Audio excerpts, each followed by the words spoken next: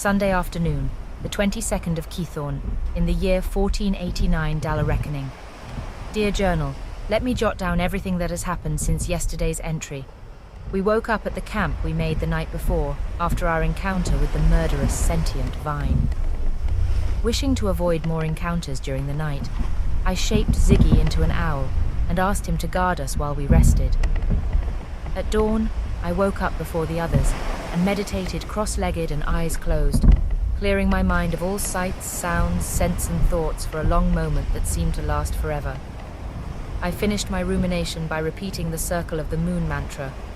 O saloon of the skies, let all on whom your light falls be welcome if they desire to be so. As the silver moon waxes and wanes, so too does all life.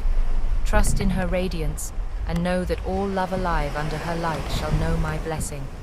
Turn to the moon, and she will be your true guide. As usual, I cut my morning ceremony a bit short, so I could peruse my spellbook, the Tome of Elvish Drivel.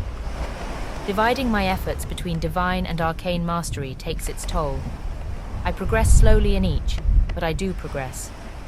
By the time I was done, Ov was deep into his morning ritual, chanting the prayers of Talos softly under his lips. A while later, I had a meager breakfast and a pot of tea going. The smells woke up Guppy and Anathea too. We spoke of last night's fight while we ate, complimenting each other on our respective deeds during the fight. I could feel our bond growing stronger.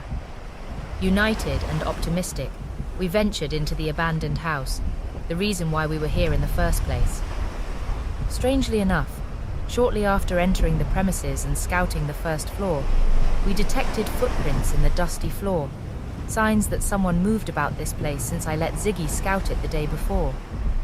We grew more alert and loosened our weapons in their sheaths. Anathea, who was walking in front, stopped, whispered a few words and put her hand to her brow, closing her eyes for a brief moment.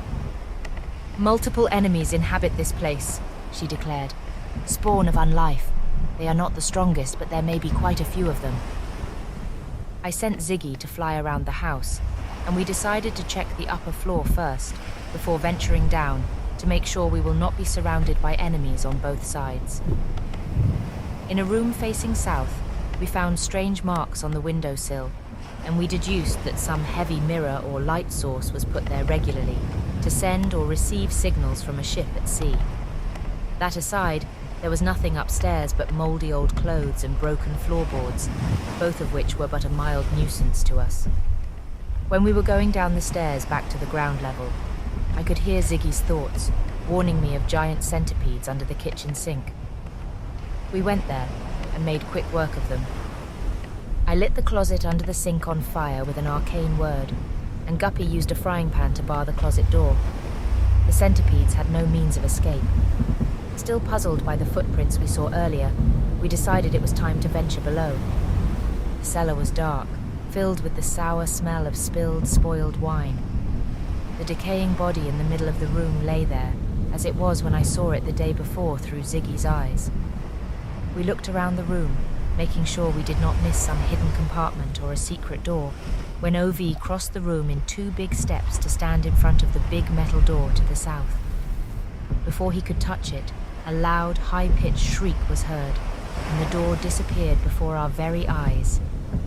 In its place stood a ghostly child, his empty eye sockets bleeding profusely, his mouth twitched open as he screamed in pain. It was a chilling, ghastly image, and I could feel a shiver go down my spine. There was something off about it. Remembering Grandpa Vonka's lesson about disbelieving illusions, I closed my eyelids, took a deep breath, focused on the light of Saluna, and reopened my eyes.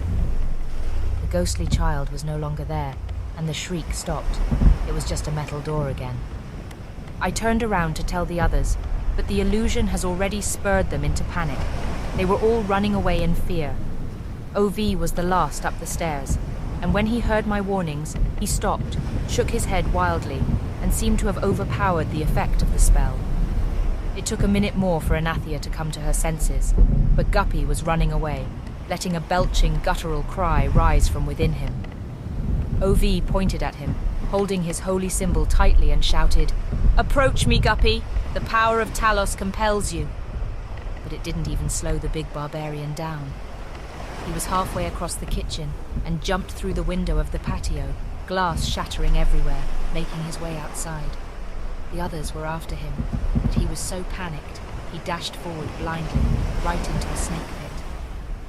From my position on the kitchen counter, I did not see the snake itself, just Guppy stopping his run suddenly, and crying in pain as he clutched his left leg, then continuing his flight of fear, as far away from the house as his legs could take him.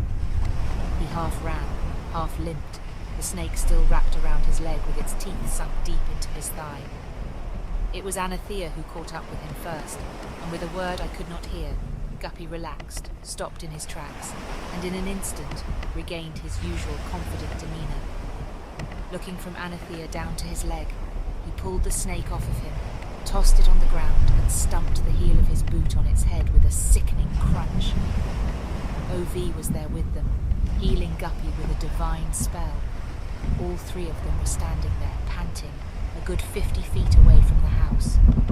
From my place on the kitchen counter, I put my hands over my mouth and shouted at them, "Oi, comrades! Party meeting in the kitchen in 2 minutes!" When they returned, I explained to them that the scary vision we saw downstairs was but an illusion, an intricate trap spell imbued as an invisible arcane glyph meant to ward the door. Moreover, once triggered, the spell could not be reactivated unless it was recast by whomever cast it in the first place.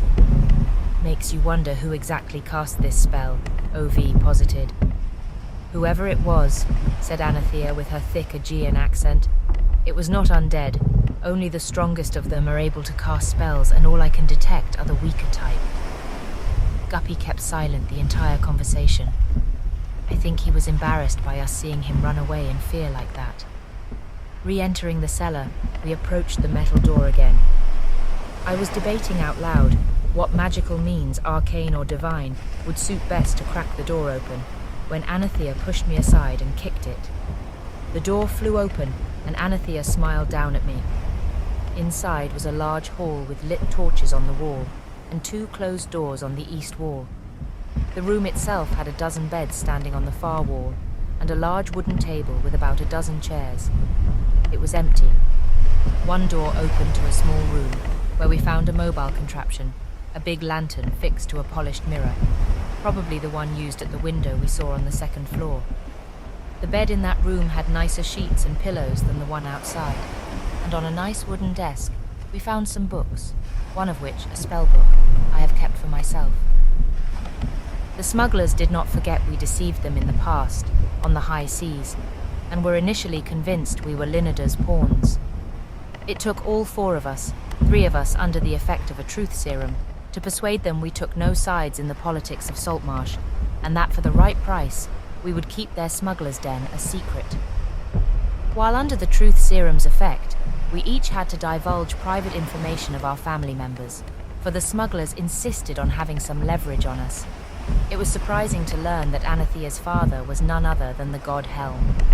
Sitting here writing this entry, dear journal, I still have a hard time fathoming it.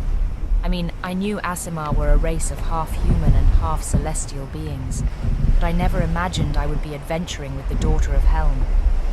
Grandpa Vonka would not believe this in a million years, if I ever find my way back home to tell him.